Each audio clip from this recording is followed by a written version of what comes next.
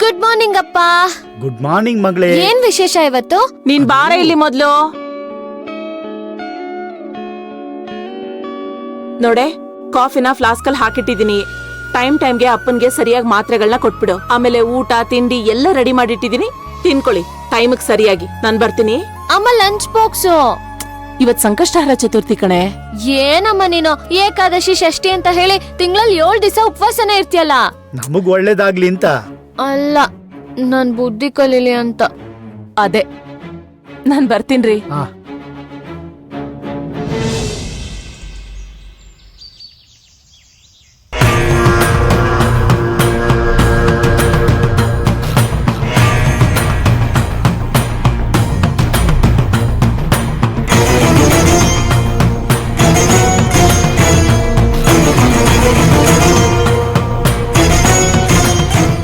ಜಾತಕದಲ್ಲಿ ಏನಾದ್ರೂ ಸಮಸ್ಯೆ ಇದೆಯಾ ರಾಯ್ರೆ? ಇದನ್ನ ಸಮಸ್ಯೆ ಅಂತ ಹೇಳೋದಕ್ಕೆ ಕಷ್ಟ ಆಗುತ್ತಮ್ಮ.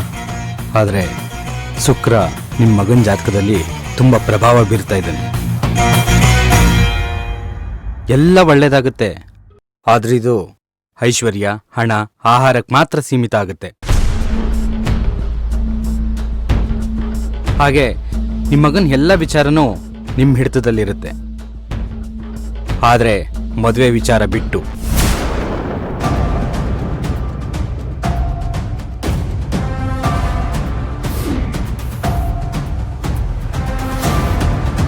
ಏನ್ ಹೇಳ್ತಿದ್ದೀರಾ ರಾಯ್ರೆ?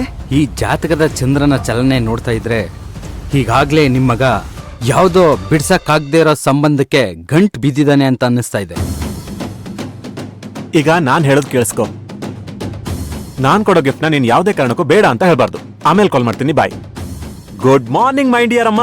ಗುಡ್ ಮಾರ್ನಿಂಗ್ ಗುರುಗಳೇ, ಆಶೀರ್ವಾದ ಮಾಡಿ. ದೀರ್ಘ ಆಯುಷ್ಮಾನ್ ಭವ.